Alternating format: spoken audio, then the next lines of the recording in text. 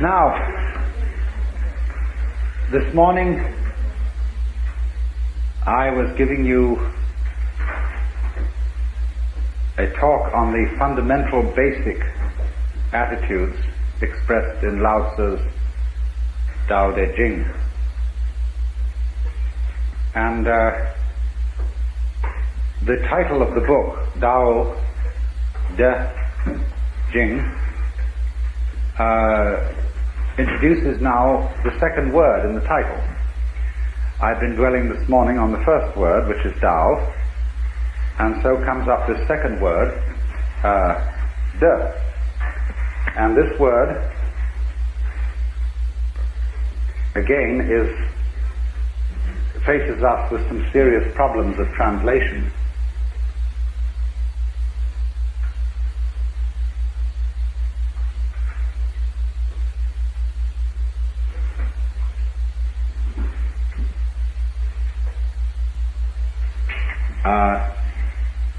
Ordinarily translated virtue, but virtue as we understand it today isn't at all appropriate. The nearest kind of, when we speak of the healing virtues of a plant, that's nearer to the meaning of this word, de. The Japanese pronounce it toku, the Cantonese dak, and the northern Mandarins approximately de. And in the section of the Lao Tzu where this is really introduced, the text says something like this: superior virtue, not virtue, thus it has virtue. Inferior virtue can't let go of virtue, thus not virtue. And we more or less paraphrase that by translating, superior virtue is not conscious of itself as virtue, and therefore it is virtue. But inferior virtue is so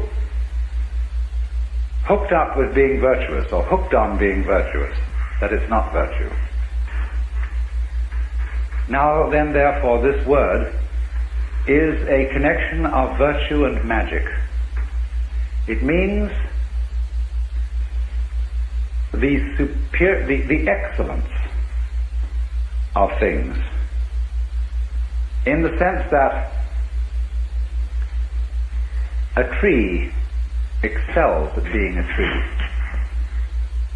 and nobody really knows how it does it. There is no way of imitating a tree, except the only thing is to be one. And so in the same way, when a human being shows extraordinary skill at something, it seems that it comes natural to him. It seems that he doesn't achieve it by any kind of artificiality. If there is some discipline in it, it's concealed. So, excelling in something naturally, and yet it's something that is so difficult to understand that it seems that it has been done by magic, is the meaning of this word. So what de is the state of affairs, a way of talking about particularly a human being who has learned to live in harmony with the Tao. Now, of course, everything is fundamentally in harmony with the Tao. In the book called the Zhongyong, or the Unwobbling Pivot, it is said, the Tao is that from which nothing can depart. That from which things can depart is not the Tao. Fundamentally, you see, you can't get away from it. It's like a situation in which we are all floating in a tremendous river. And the river carries you along, anyhow. Now, some of the people in the river are swimming against it, but they're still being carried along. Others have learned that the art of the thing is to swim with it.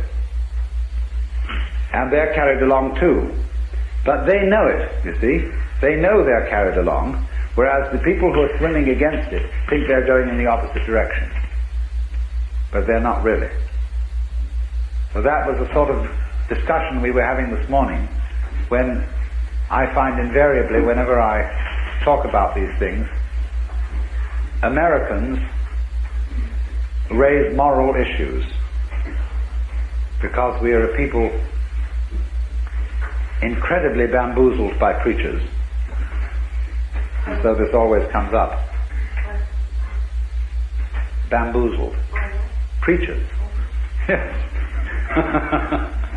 And have chronic guilty consciences.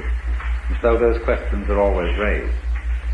But this, you see, explains part of this situation. That you have to flow with the river. There is no other way. But that you can swim against it and pretend not to be flowing with it, but you still are. So, but a person who is not making that pretense anymore, who knows that you have to go with the river and swim with it, suddenly he acquires behind everything that he does the power of the river. The person swimming against the river, you see, does not by his action express the force of the river. The person swimming with it, he goes along and he has that whole river behind him, but he's subtly directing it, because you can change direction in the course of the river. You can go to the left or to the right, as a ship can use a rudder and still go along with the current, or more skillful still, as a sailboat can tack. Because when a sailboat tacks and goes in a direction contrary to the wind, it still is using the wind to blow it along. Now that is the most highly skillful art of all. That is Taoism in perfection. The art of sailing. Very intelligent. I remember once I was looking in the open air, and one of those glorious little thistledown things came, and I picked it up like that and brought it down, and it looked as if it was struggling to get away, just as if you caught an insect by one leg, like a daddy long legs or something of that kind. It seemed to be struggling to get away, and at first I thought, well, it's not doing that, that's just the wind blowing. But then I thought again, really? Only the wind blowing? Surely it is the structure of this thing which, in cooperation with the existence of wind, enables it to move like an animal, but using the wind's effort, not its own. It is more intelligent being than an insect, in a way, because an insect uses effort. Like a person who rows a boat uses effort, but the man who puts up a sail is using magic. He lets nature do it for him, with the intelligence to use a sail. You see? So in just this way, the meaning of de is that kind of intelligence which, without your using very much effort, gets everything to cooperate with you. You, for example, never force other people to agree with you, but you give them the notion that the idea you wanted them to have was their own. This is a feminine art, preeminently. A woman who really wants a lover does not pursue him, because then most men feel that she's aggressive, and if she's aggressive, she obviously is a woman who has had difficulty in finding lovers, and therefore there must be some undesirably secret thing about her. But if she, as it were, makes a void, then and is slightly difficult to get, then people get excited. They know she's a highly prized object, and so they pursue. Same way, when you want to teach a baby to swim, the thing you can do is to put the baby in the water, and then move backwards in the water and create a vacuum, and this pulls the baby along. This helps it to learn the feel of the water and how to swim. It's the same principle. So, also, clever, difficult to getness is one of the very best means of acquiring immense publicity. Take the case of T.E. Lawrence, who published the 7 Pillars of Wisdom in a limited edition. And this became an extraordinarily celebrated book. Cost hundreds of dollars a copy to find one, on the market. They waited and waited and built this up and built this up and built this up, and finally they published the general edition. And it was a knockout, because the first one had been sort of secret and difficult to find. If you have patience, you see, you can always do this. So the whole art of the ruler, you see, the Tao Te Ching is a book written for several purposes. You may take it as a guide to mystical understanding of the universe. You may take it as a dissertation on the principles of nature, almost a naturalistic, a handbook of natural law, we would say. Or you may also take it as a political book, a book of wisdom for governance. And the principle which it advocates, basically, is the virtue of governing by not ruling. Look at it in this way. Supposing the President of the United States were as unknown to you by name as the local sanitary inspector, the man who looks after the drains and the sewage disposal and all that kind of thing. This is not a glamorous figure, you see. But for that very reason, he probably does his job more efficiently than the President. Because the President wastes an enormous amount of time in interviewing various groups from the Elks and the Girl Scouts and conferring honors and all this kind of thing. The poor man's life must be an utter torment, because he's so well known and therefore has absolutely no time to give to the government of the country. I mean, think of his mail and all the people who have to be employed sifting that out and assessing it, so that if he were someone quite anonymous and that we didn't have to think about it, he would be a very, very good ruler. In just the same way, for example, you don't have to attend, unless you're sick, to the government of your own body. It happens automatically. This is this expression, ziran, of itself, and it goes on day after day after day, and the better it is, the less you have to think about it. When you see well, you do not see your eyes. If there is something wrong with your eyes, you start seeing spots, and those spots are spots in your eyes. When you hear well, you never hear your ears. But when they start singing, then you're starting to hear your ears, and your ears are getting in the way of their own hearing. So on the deepest level, a person as a whole can get in the way of his own existence by becoming too aware of himself.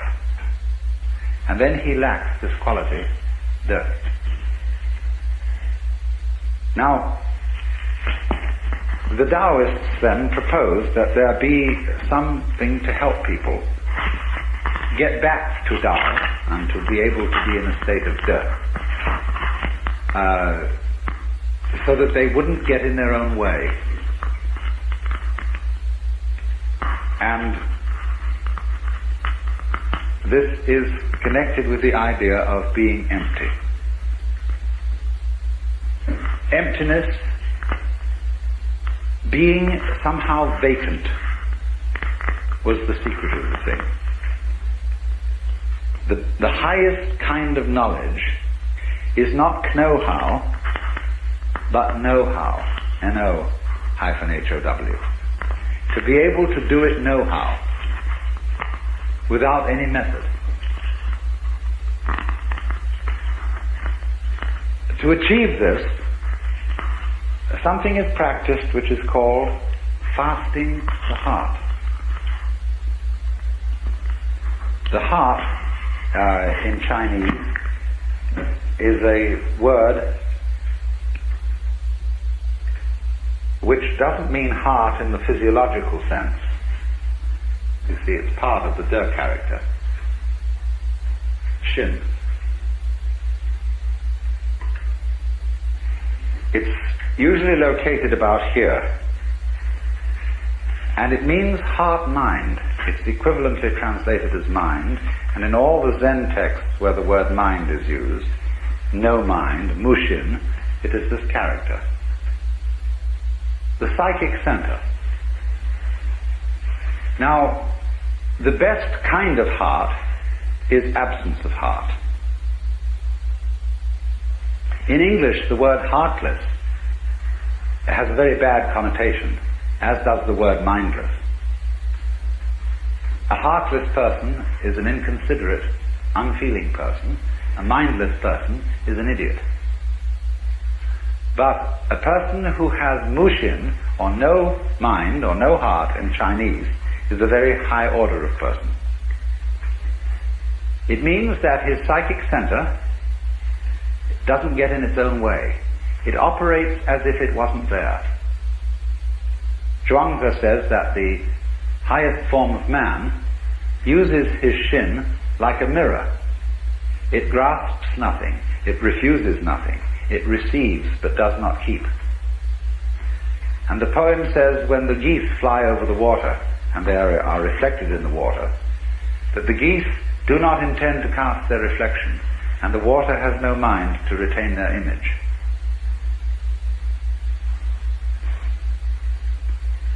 So, the whole thing is, you see, to operate in the world as if you were absent. Now, this is built into us physiologically, fundamentally. Let me ask you simply, what is the color of your head from the standpoint of your eyes? Your eyes don't see your head, do they? You look all around, and you see everything else, but your head you don't see. Do you feel that your head is black? No. Hasn't any color at all. Outside you see your field of vision is an oval, two eyes, and this creates sort of two centers of an ellipse. So there's this whole field of vision. Now experiment. What is beyond the field of vision? What color is it where you can't see? It isn't black. This is an important point. It's no color at all beyond there. And in this way you can get an idea of what is meant by that character that I discussed this morning, Xuan, which although it formally has the meaning of darkness, this one, although it formally has the meaning of darkness and the deep and the obscure, it actually refers to this kind of no color, which is the color of your head, so far as your eyes are concerned. Now, so in this sense, the invisibility of one's head, almost the not having of any head at all, is the secret of being alive. To be headless, you might say, to have no head, in just the sense I'm talking about, is our way of talking about the Chinese expression mushin, no mind. Now, as a matter of fact, if you want to see the inside of your head, all you have to do is keep your eyes open. Because everything that you're experiencing in the external visual field is a state of your brain. All these colors and shapes are the way in which the brain nerves translate the electrical impulses in the external world, being the world outside the envelope of skin. So they translate all what is going on outside into impulses which are to us shape and color. But shape and color are states of the nerves, so what you see when your eyes are open is how it feels inside your head. You think your head is a blank, but actually, it's being a blank. You don't see your brain as an external, undulating, corrugated structure. You see your brain as everything outside. So in this way, the emptiness of one's head is the condition of seeing.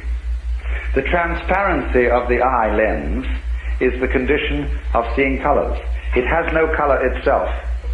Eckhart said this: because my eye has no color, it is able to discern color.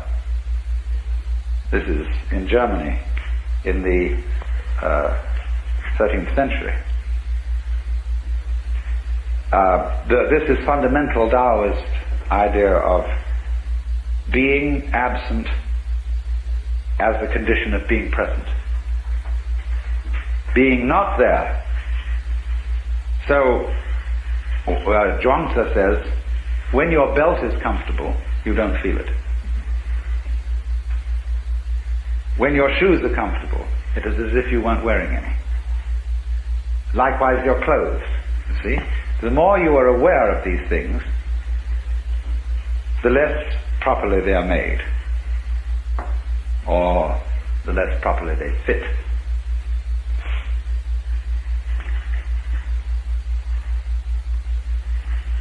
But we raise an objection to this, a very simple objection.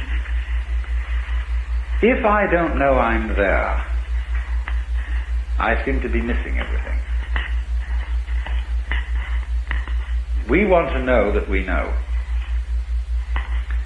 If we're happy and we don't know we're happy, we might just as well not be happy.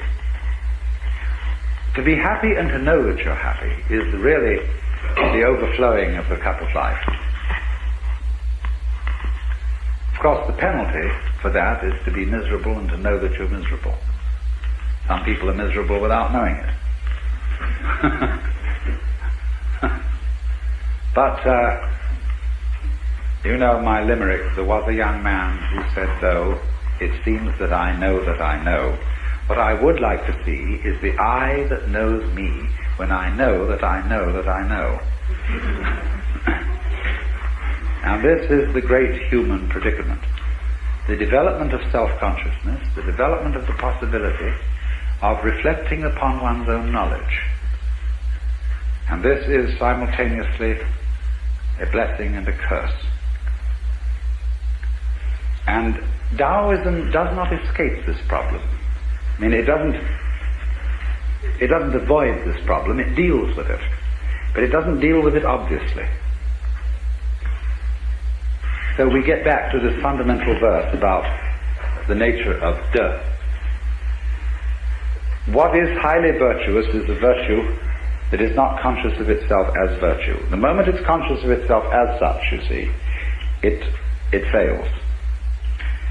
So in this way, we love to see a child dancing all by itself, lost in the dance and not performing for an audience. And we say, oh, if only I could dance like that. If only I could become like a child again, innocent. But then soon we know when parents notice how beautifully a child dances, and they all approve of it and say to this child, dance for us, the child begins to lose this power. And it puts on airs, it knows it's noticed. And we don't like that. We say, that's affectation, that's showing off, that's phony. What we want you to do is to dance as if you had no audience, not even yourself. Which of course puts the child in a double bind. Because it says to the child, we require you to do something that will be acceptable only if you do it as if it wasn't required. We do that all the time to our children and to each other. You must love me. After all, you promised to do so when we got married, didn't you? And so on. So, this is the difficulty. But somehow, a very great artist, in the maturity of his life, somehow is able, at least to give the impression that he does what he does without playing to the gallery, without self-consciousness. It seems perfectly natural. So how does he get there?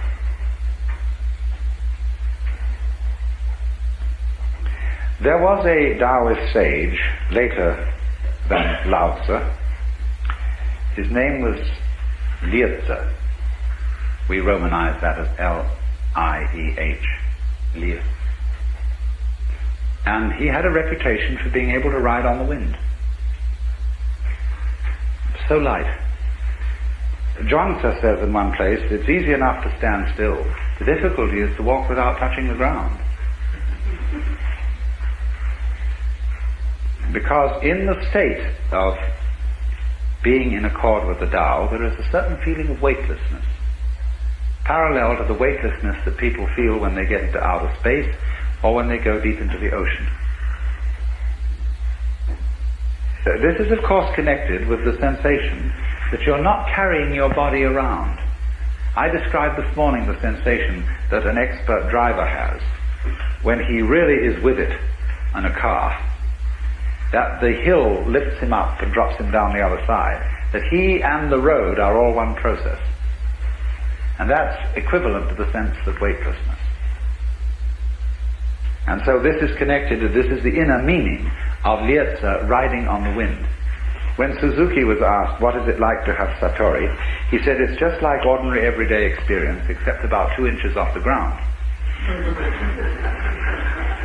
And so we say in our own songs, walking on air, never a care, something is making me sing, tra-la-la-la, tra-la-la-la, like a little bird in spring. What is this then? Weightlessness. It means, of course, partly that you're not moving around in constant opposition to yourself. Most people move in constant opposition to themselves because they are afraid that if they don't oppose themselves all the time, something awful will happen. See, it's so easy to bend your arm. No problem at all. But supposing you make a fight about it, and you take these antagonistic muscles, as they're called, and fight them against each other, so that you have to bend your arm like that. See? Well, how ridiculous. But if you somehow felt that in bending your arm you might make a mistake, you know, instead of bending it you might hit yourself, then these two muscles get nervous, and they fight each other to be sure that everything happens all right. That's anxiety, see? So, when the human being developed the power to be aware of himself, to know that he knows, in other words, when the cortex was formed over the original brain, he fell from grace. That was the fall of man. Because when he felt, he had the sensation of being in charge, of being in control of himself, and you can only have that sensation when you are aware of what you're doing, he got anxious. Am I aware enough of myself? Have I taken enough factors into consideration? Have I done all that should be done? And then he started trembling.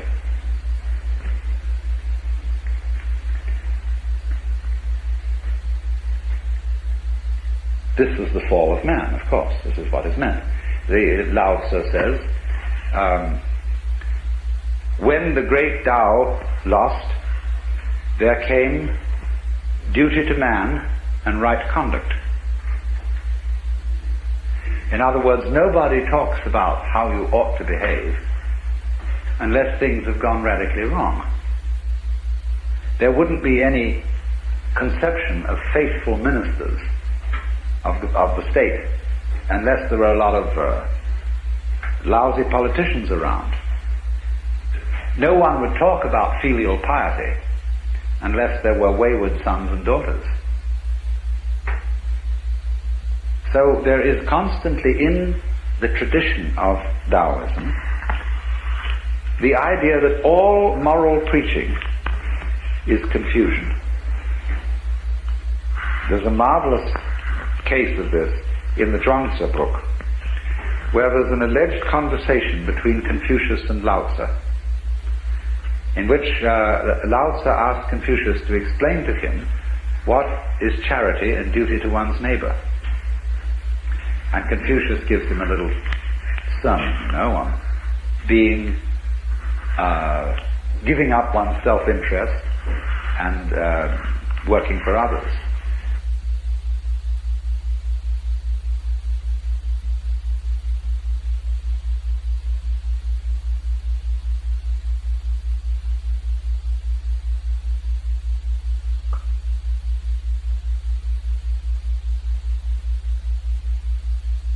Lao Tzu says, what stuff? Sir, regard the universe. He says, the stars come out invariably every night. The sun rises and sets. The birds flock and migrate without exception. All flowers and trees grow upwards without exception. You, by your talk of charity and duty to one's neighbor, you're just introducing confusion into the empire. Your attempt to eliminate self is a positive manifestation of selfishness. You are like a person beating a drum in search of a fugitive. The modern equivalent of that would be the police car about to raid a bad nightclub and coming with its siren full on. See? And everybody in the club gets out. So, all talk about selfishness. All talk about its success in becoming virtuous, or enlightened, or integrated, or non-neurotic, or self-actualized. Let's use all the terms that are being used. All this talk attests to the fact that it hasn't happened, and will in fact get in the way of its happening. Well, to go back to Lietze, who succeeded in riding the wind, what happened? Lietze found a very great master and went to study with him. And the master lived in a small hut, and Lietze sat outside the hut, and the master paid absolutely no attention to him. This is sort of the way with Taoist masters, because why would they want students? They have nothing to teach. So after a year sitting outside, Lietze went away. And he just fed up with waiting so long. Then he sort of got regretful about this and thought he really should make a try. So he went back to the master, who said, why this ceaseless coming and going?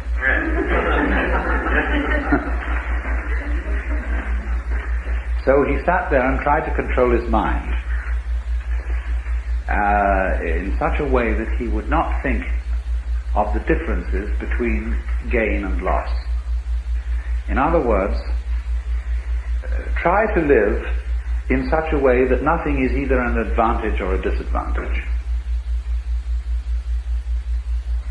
Once upon a time there was a Chinese farmer whose horse ran away. And all the neighbors came around to commiserate that evening. So sorry to hear your horse has run away. That's too bad. And he said, maybe. The next day the horse came back, bringing 7 wild horses with it. And everybody came around in the evening and said, oh, isn't that lucky? What a great turn of events. You've now got 8 horses. And he said, maybe. The next day his son tried to break one of these horses and ride it, and was thrown and broke his leg. And they all said, oh dear, that's too bad. And he said, maybe. The following day, the conscription officers came around to recruit force people into the army, and they rejected his son because he had a broken leg. And all the people came around and said, isn't that great? And he said, maybe. You see, that is the attitude of not thinking of things in terms of gain or loss, advantage or disadvantage, because you don't really know. The fact that you might get a letter from a solicitor, from a law office tomorrow saying that some distant relative of yours had left you $1 million. It might be something you would feel very, very happy about. But the disasters that it could lead to are unbelievable. Internal revenue. To mention only one possibility. You never really know whether something is fortune or misfortune. But we only know the momentary changes and as it alters our sense of hope about things. The Taoist is wise enough eventually, you see, to understand that there isn't any fixed good or bad.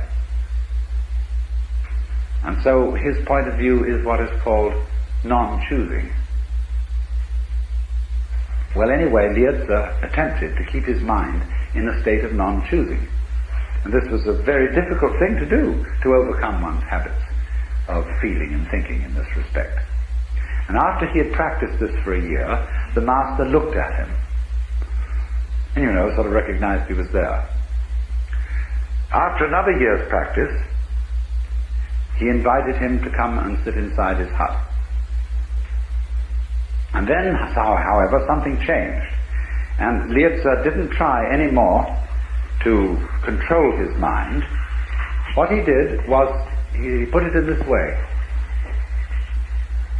I let my ears hear whatever they wanted to hear. I let my eyes see whatever they wanted to see. I let my feet move wherever they wanted to go. And I let my mind think of whatever it wanted to think. And then he said it was a very strange sensation because all my bodily existence seemed to melt and become transparent and to have no weight. And I didn't know whether I was walking on the wind or the wind was walking on me.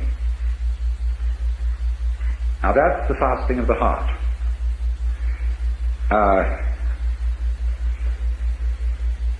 In the ordinary way, you see, you say, well, that made quite an impression on me. As if you were a slate or a blackboard upon which life makes an impression, as the chalk does on the slate or the blackboard. So we say, well, here are these events, and I'm the observer of all these events, and I remember them and they make an impression on me. But in the psychology of Taoism, there is no difference between you as observer and whatever it is that you observe. The only thing that is you is the observation of life from a certain point of view. I said a little while ago, you think your heads are empty and blank, but the actual inside of your head is felt in terms of everything you see on the outside. But we make an opposition, you see, between the thinker and the thought, the experiencer and the experience, the knower and the known.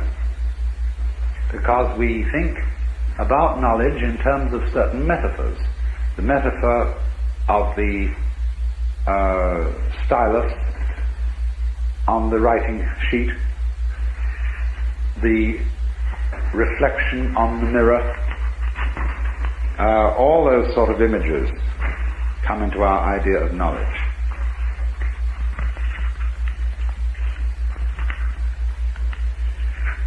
But in the Taoist theory of knowledge, it's quite different. There isn't a knower facing the known. It would be more like saying that if there is any knower at all, it contains the known. Your mind, if you have one, is not in your head. Your head is in your mind. Because your mind, understood from the standpoint of vision, is space.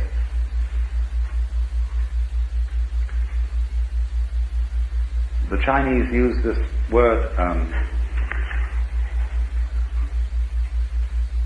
hu.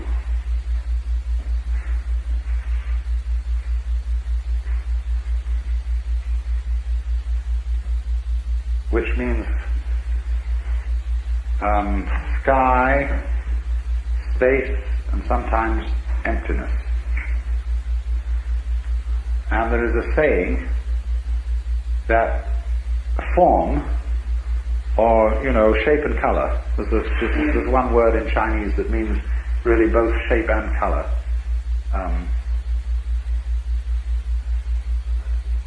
And this are said to be identical.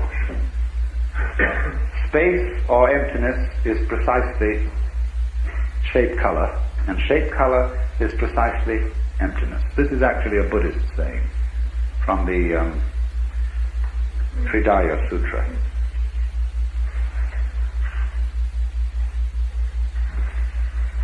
So that all that we call space contains the myriads of shapes and colors and bodies and weights and so on. It doesn't reflect them as a mirror, but it is the absence which guarantees their presence. And it's their presence which guarantees its absence. So there's this mutual relationship, again, the mutual arising expression, between voidness and form, between existence and non-existence, being and non-being. These are never felt as alternatives or things that are in some kind of contest. So then, when it is said that there is not any thinker behind thoughts, not any experiencer who has experiences, this is a way of saying that experiencing, knowing, is not an encounter between strangers. Western thought concentrates very much on knowledge as an encounter. And it is thus that we talk about facing facts, facing reality, as if somehow or other the knower and the known came from two completely different worlds and met each other like that. Whereas actually the phenomenon of knowledge is almost the precise opposite of that. Instead of being a collision between two wandering bodies in space, knowledge is much more like the expansion of a flower from the stem and the bud, where the opposite points of the flower are the knower and the known. They are the terms of something which, as it were, lies between them. Let me repeat, we tend in all our metaphors and common speech to think of life as an encounter between the knowing human being, the knowing mind, and the world. They think of it not as an encounter, but as an expression, not an impression. An expression of a process that has polarized itself, coming out from a center and expressed itself in terms of opposites. Well, of course, this is the basis of the whole Yang-Yin principle of, this jolly old thing. And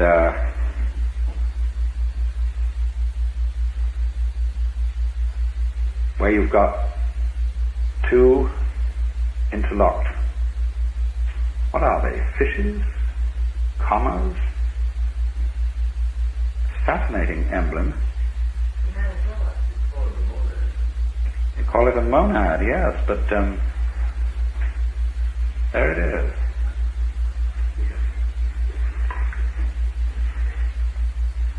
This is a helix, essentially, this grip.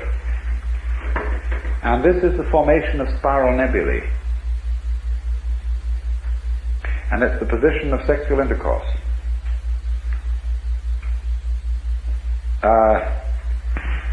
I here, this is my eye, and you here with your eye. I'm trying to get to the middle of you, you're trying to get to the middle of me. And neither one of us exists without the other. This is yang, the white, and yin, the dark.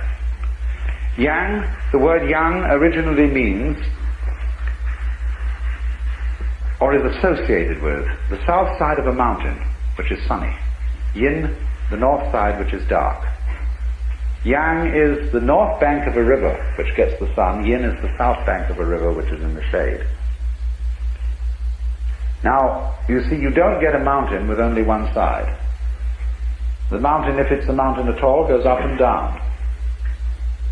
It's like the wave. You don't get a wave which has a crest with no trough, or a trough with no crest. You can't have half a wave. So, yang and yin are quite different from each other, but just because they are different, they're identical.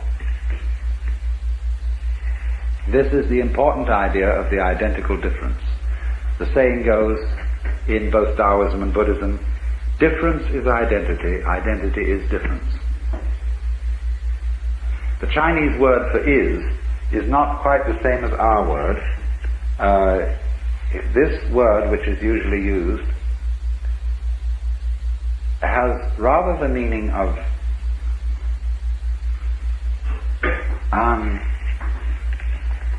that.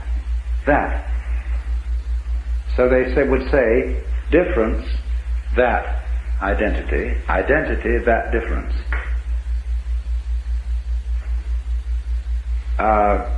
And so this doesn't mean quite is exactly the same as. It means rather is in relation to, or goes with, necessarily involves. Difference necessarily involves identity. Identity necessarily involves difference. So yang and yin. There is no yang without yin, no yin without yang. When I was first studying these things, I was terribly bothered by how on earth I was going to see this multiple, differentiated world as a unity. What was going to happen? What would it be like to see that all things are one? The sages keep saying all things are one. And they all look to me so different. Because here was all this tick going on around one, and it was doing it in different ways, and all these people came on in different ways, and they had all their houses, and all their cars, and all their this and that, and the whole world looked full of the most bony, prickly differences. And I thought, well, what's supposed to happen? Is there supposed to be a kind of, as if your eyesight got blurred, and all these things suddenly went bleh and flow together? What is this experience of nirvana, of liberation, etc., supposed to be? Because so many of these, especially Hindu sages, write about it as if it was just this kind of dissolution of everything, so that it all become like slug with a salt on it.